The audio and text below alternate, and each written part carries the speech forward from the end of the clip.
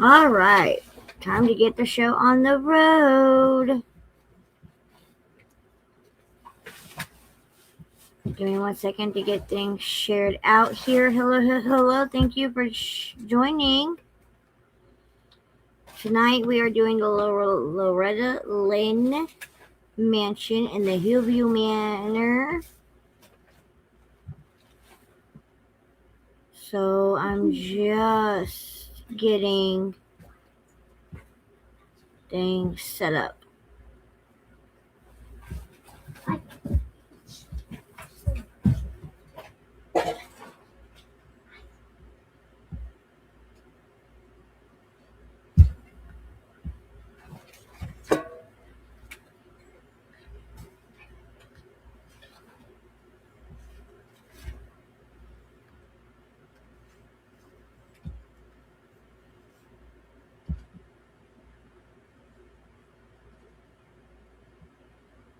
Can I help you too?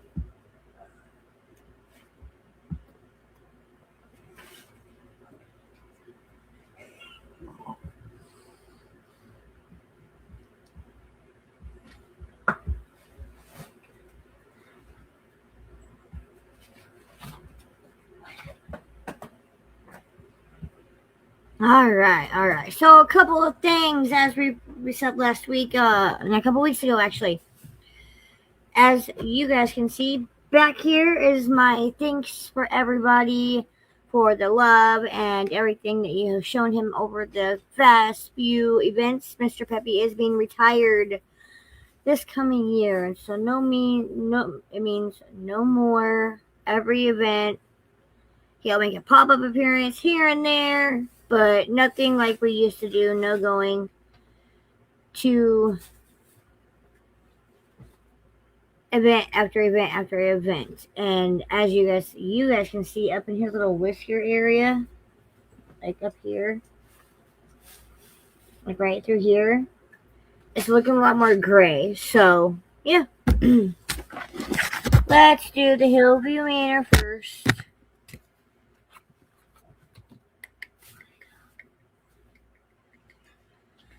Oh, I am so tired, guys. It's not funny. All right. So the Hillview Manor was known as the Lawrence County Home for the Aged, also known as the poorhouse or a poor farm, and housed the county's mentally ill, severely destitute, and elderly residents that didn't have any known family. It was built to replace the aging New Castle City home and consolidated various small institutions around the county. You know, it opened its doors on October 19th of 1926.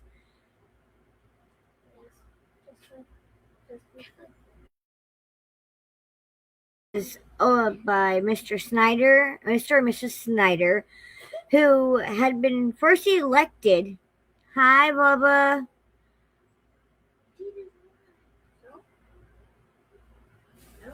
In 1913 to serve respective posts of the Newcastle City Home, and then took up residence in the Lawrence County Home for the Aged, along with Mr. and Mrs. Snyder, their 2 children, and about 12 staff members and the first 20 inmates, as they used to call back then. Left the old city home and also took up residence in the Lawrence County Home. A young boy was among the first 20 inmates, although the home did not generally take children.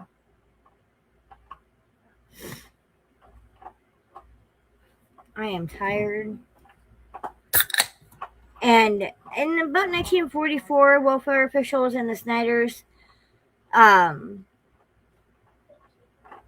were accused of income at the home. During the hearing, the Snyders were retired with pensions and permitted to stay at the home By late August, the Senators were given 3 weeks to vacate the premises. The Senators run over 30 years of service to the community has ended, and Mrs. Hogue, the longtime director of the welfare department, took over the operations at the home.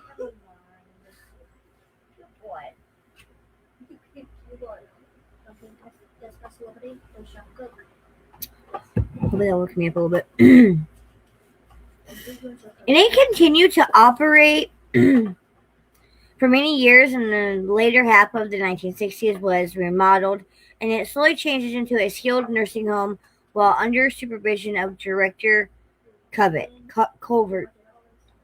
In 1970, the home was facing severe overcrowding issues, and Culvert became bitter about lack of county support and resigned as of January of 1973. So imagine being put in a home and it's like severely overcrowded and not being taken care of the right way. Not having any family to sit there and vouch for you, that would be really hard. And in 74, the county decided to add a new section, which is known as the North Wing. It also remodeled some of the existing floors. A new three-story addition, including additional basement floor, was built. This would allow the home to accommodate another 30 or more residents. A new kitchen, dining room, and other occupational rooms were included in the new construction. The North Wing opened in about mid of 1977, and after a contest to find a more suitable name for the Lawrence County home of the aged, it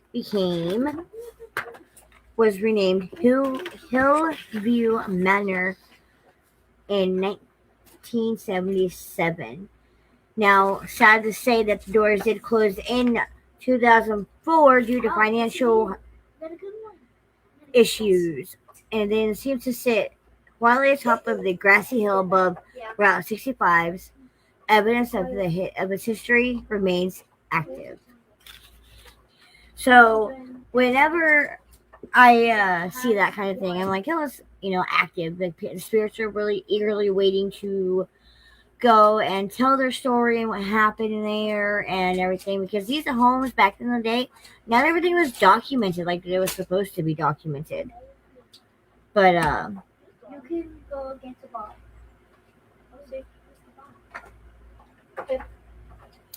that's cold, but it feels really good on my throat. I am tired.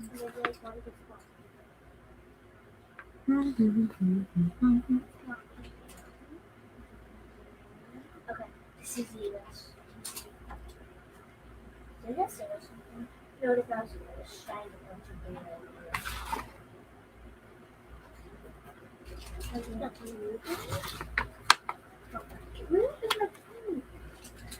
Alright, so here's a little bit more.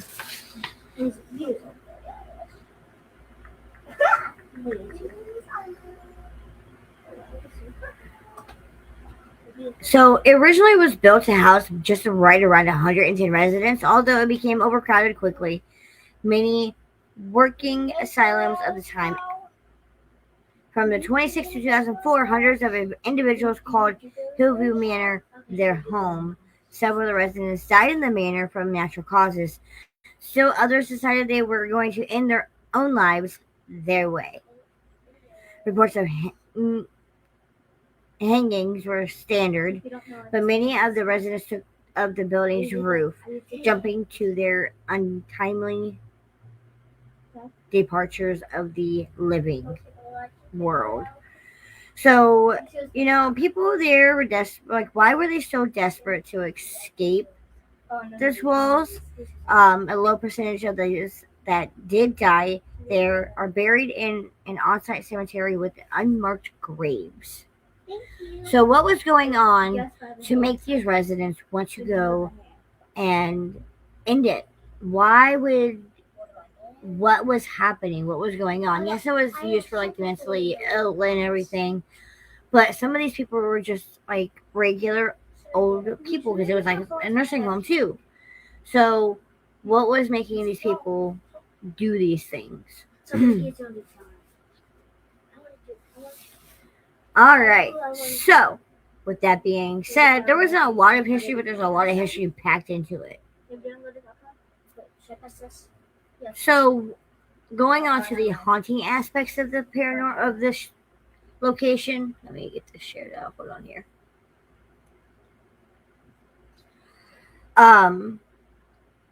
Given the history, it was no surprise that there has been reports of supernatural encounters over the years. The building manager claims to have been seeing apparitions standing at her doorway and to frequently communicate with the spirits. The manor is also known as one of the most haunted sites in western Pennsylvania. That's what I didn't do. I didn't tell you guys where it was at.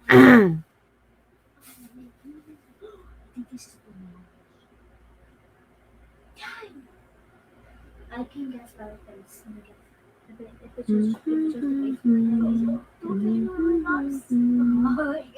Why is one meter Well, whoa. Yes,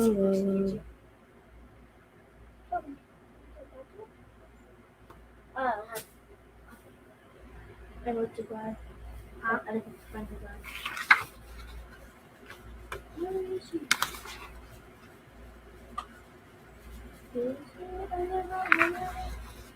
But okay. So, oh, it's the way that. So the activity that most people have heard is, the regular activity that we all have heard. The faint voices, the footsteps, the knockings, just the regular type of sounds that like the investigators would actually go through and hear from time to time. Then there was, feelings of being touched, door slamming, things moving on their own, and the sightings of various apparitions around the property and inside the buildings. So, according to folklore, if you lay eyes on a little boy dubbed as Jeffrey, who appears to be about 6 or 7 years old of age, it is said that you would die soon. Although no documented deaths have been reported after someone has seen the little boy.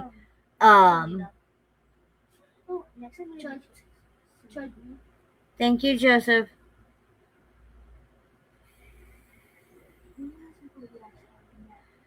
And then, there is a lot of paranormal acts going on. So, like in room 105, if you dare to encounter the home of the former patient, Mary, Virginia, saw some of the, these are just some of the occurrences that have haunted Hoover Manor. And while still active, it's open to public investigations, overnight investigations, paranormal conventions, tours, and more. It's in Vega. Yeah, it's in Vega. I guess in Vega. And so some of the staff there with this countless suicides, the manor is also known for full body apparitions, disembodied voices, and screams, as well as physical touching, and then even sometimes being punched. Mm-hmm.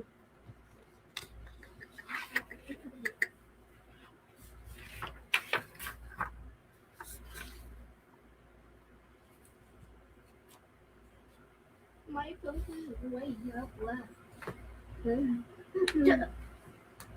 Mom, I'm joking. It doesn't have a jersey. Mama. Look.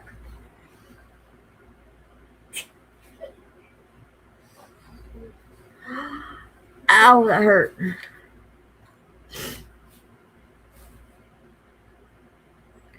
All right, so a lot of people have been there, and a lot of people have researched it, and a lot of people have actually went to and investigated the Hoover Manor.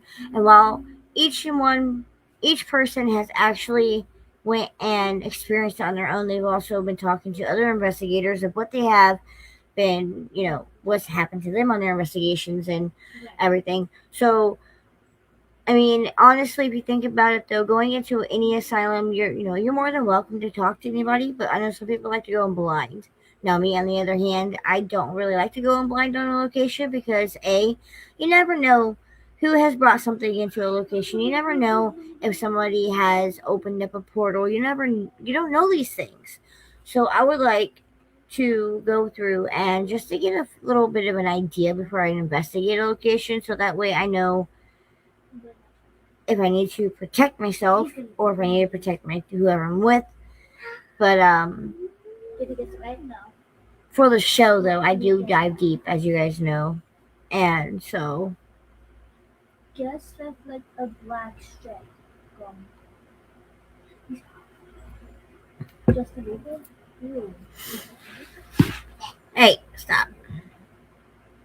So people have actually witnessed things like moving from one room to the other. Well, you can have, let's say, your earphones in one room, and then you were like, wait a minute, those are in that room, and you will grab them so I don't forget them, because obviously, we all have earphones at some point, and they're not there no more.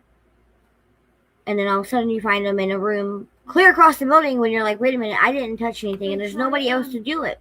So that's one other thing that was not explained or has not been explained yet. Could it be the little boy named Jeffrey playing a prank? Could it be somebody else playing a prank? You never know, I guess.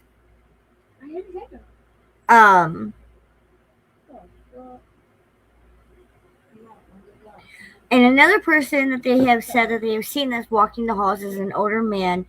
He's usually seen in the boiler room and truly hates when people enter his space. So that reminds me of some Freddy Krueger shit. Like, literally, like, you're going down to the boiler room to investigate, and all of a sudden you're getting, like, all these weird feelings and everything. And it's the spirit down there.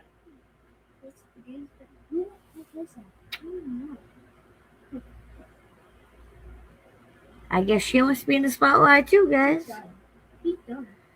And he's known to speak on EVPs, asking anyone who trespasses to leave immediately. And then a woman named Mary Virginia is still seen, and she is heard at Hillview Manor, and she occupied room 105. Visitors to her report her presence hanging in the room heavily. Paranormal researchers have left her a few small dolls and other items as offerings for her spirit. Can I do a shopping now? You have this in like the little tiny thing. Sure. It's in here. Where? And this. Yeah, I have boo-boos.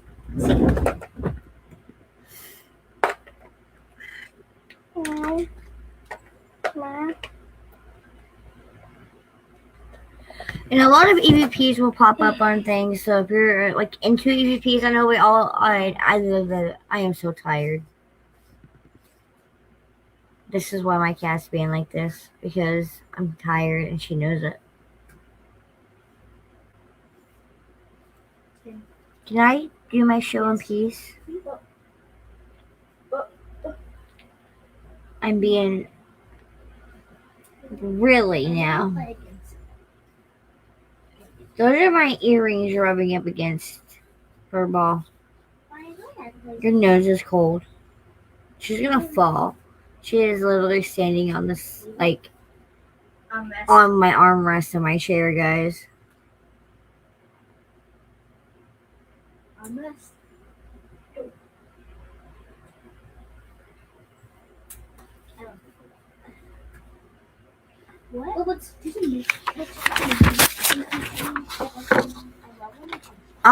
Right. So, I mean, with that, you never know what happened in the building and everything. So that's some of the spirits hanging around the Hillview Manor. And then, so, I know the show's a little bit different tonight. It's because I really am tired. I have barely got any sleep at all this week. This week has been a very bad week for me. Oh, is it candy today? I don't know. We need to take a breather for a second. Collects a lot. Look at the jump. And then I'm guessing, like, I dozed off in my desk chair last night, and my cat must have rubbed against my face and knocked him off, and I didn't realize it this morning, and I stepped on my glasses, so now I gotta get new glasses. All right. Oh, yeah, So this one was really shocking to me when I found it and when I came across it. Because you don't hear a lot about, like, things like this. And at least I don't, at least. I mean, I could be wrong. But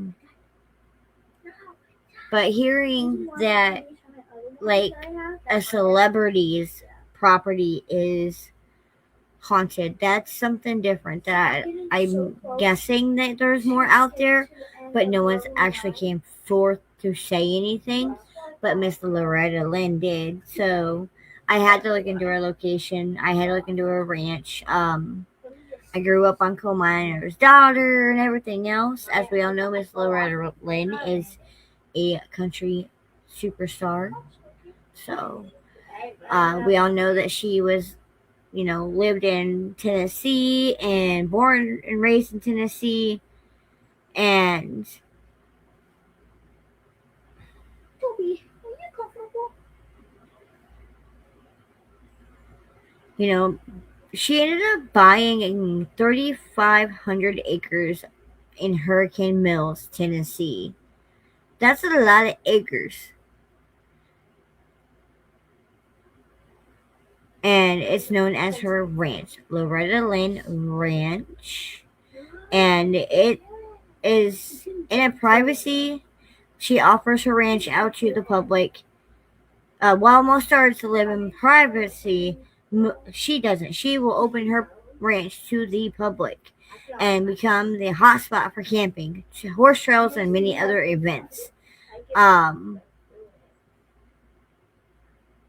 You know how many people call, like, our town my town, but if you can produce a deed to prove it, country music star Loretta Lynn liked Hurricane Mill City so much she bought it.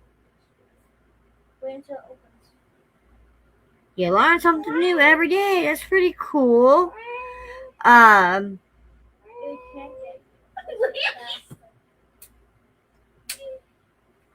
the town of Hurricane Mills is only like a couple hundred people strong, and it is in the Royal Historic District, and then it's on the National Register of Historic Places. The village enters around an old grist mill on Hurricane Creek. And if you follow Loretta Lynn and you know who that is, then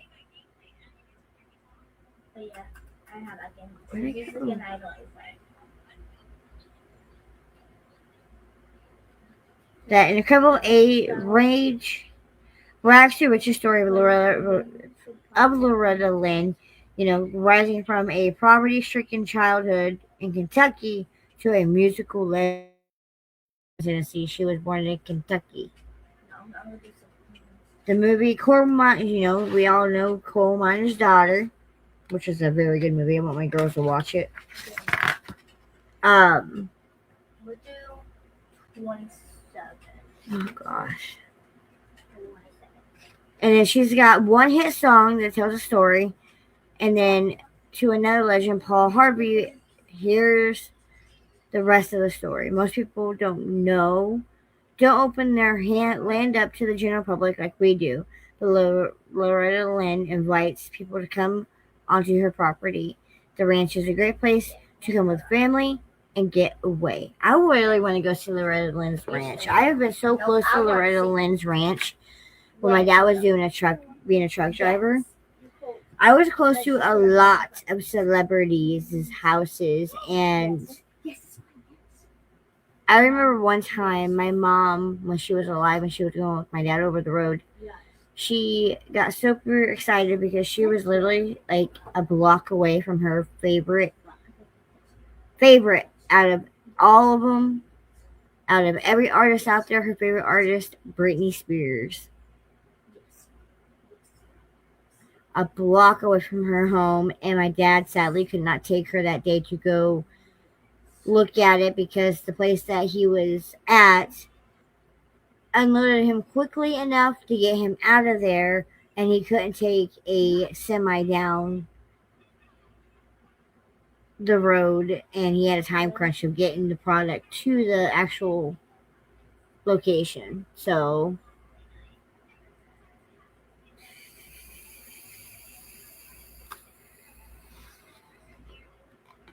I really never did really find too much on hers. But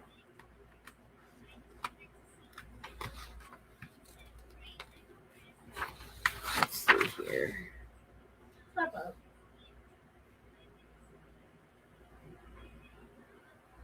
That's not mine. No flowers. No.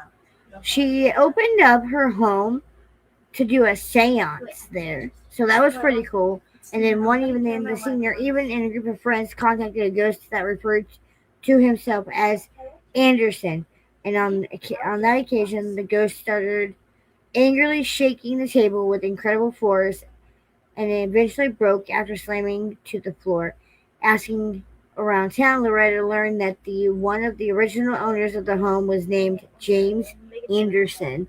How messed up would that be? Is you're sitting there doing a seance with your friends, and you get a ghost that comes through and says, "My name is such and such," and then things start happening, like bad things start happening. So you're starting to ask around, but like, hey, what's up with this ranch that I bought? What's up with this house I bought or the land that I bought? And people will be like, oh, that's this person. And you're like, no way, because I got that name when I was doing a seance at my home.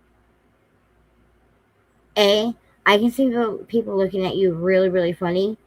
And B, people could be like, well, that's really awesome. What else did you learn type of thing? So I am looking. Oh, there it is. So, it is an 1800s style home, and it's deceased. It's got deceased Confederate soldiers as a young woman mourns her child, young woman mourns her child, and even a bizarre former owner of the land. After that they after some digging, her and her family discovered that the Civil War battle was fought right on their property, and more than 18 Confederate soldiers are said to be buried on the ranch's grounds. They also uncovered stories of those that had lived in the mansion long before Loretta and her husband fixed it up in the 1960s. The plantation home has multiple apparitions, strange sightings, and disembodied voices. And then, her own daughters remember seeing Confederate soldiers inside of the house and hallways on the numerous occasions when they were growing up. Loretta Lynn's oldest son also encounters instances of the paranormal, which he recalled a time a soldier tried to take his boots off for him in the notorious Brown Room.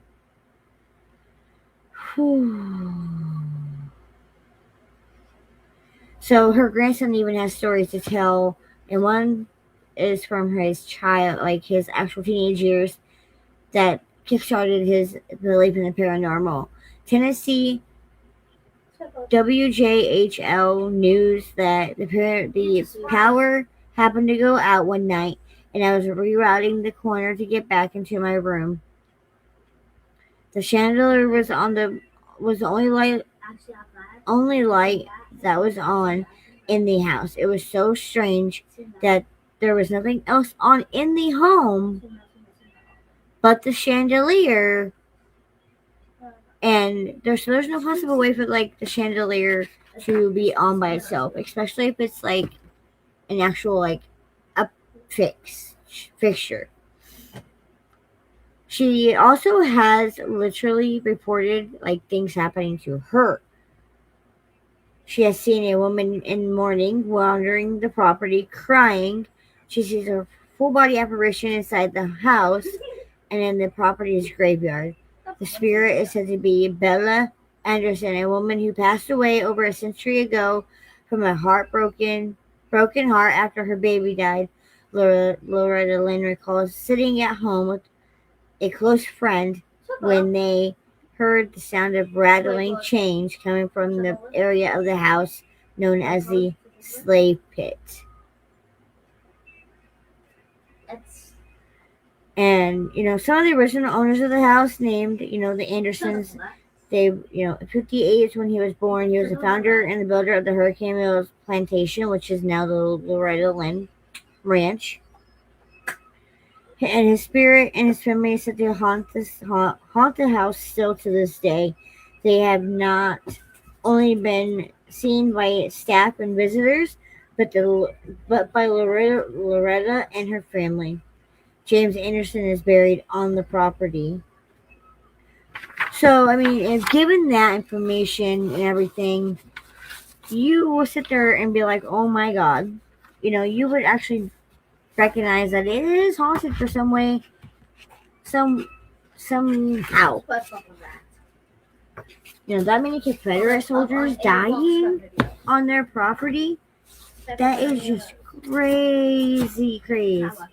Like, that, that's a lot. Oh, that scared the crap out of me. But I'm going to end the show early tonight, guys. I'm so sorry. I know I keep saying I'm going to do an hour, but I am, exhausted. I just want to go to sleep. I did about half an hour, 45 minutes here, so. But this coming weekend, the 27th, I will be in Miami County.